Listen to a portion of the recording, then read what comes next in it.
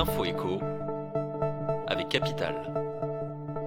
Le chiffre du jour, 72,4 milliards d'euros, c'est le montant total des allocations versées par la CAF en 2018. Si ce chiffre est stable, certaines aides ont vu leurs dépenses baisser et d'autres augmenter, rapporte Capital. Les aides au logement ont par exemple diminué de 5,7% par rapport à 2017. L'une des causes est la fameuse baisse de 5 € des APL qui avait suscité la polémique lors de son annonce par le gouvernement. Les prestations concernant la petite enfance ont, elles, chuté de 3,3% l'année passée en raison de la diminution du nombre d'enfants de moins de 3 ans notamment. Parmi les dépenses de prestations en hausse, on retrouve les aides de solidarité et de soutien comme la fameuse prime d'activité et le RSA.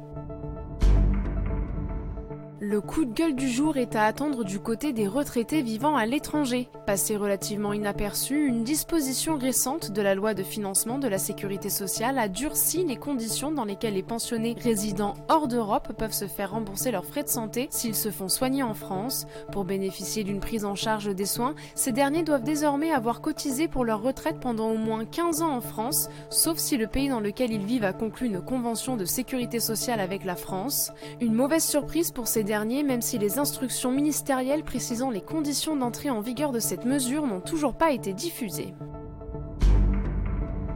L'info pratique Capital, l'assurance vie fait partie des placements préférés des Français.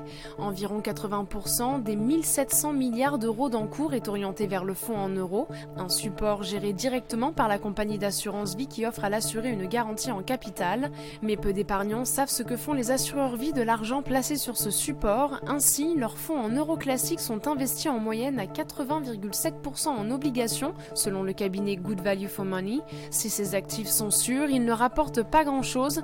On trouve ensuite des actions cotées en bourse, de l'immobilier et des fonds monétaires, une composition qui devrait assez peu évoluer dans les années à venir, a confié le fondateur de Good Value for Money à Capital. On termine avec l'affaire François de Rugy. L'ancien ministre de la Transition écologique et solidaire avait été pointé du doigt pour avoir payé certaines de ses cotisations EELV avec son indemnité de frais de mandat.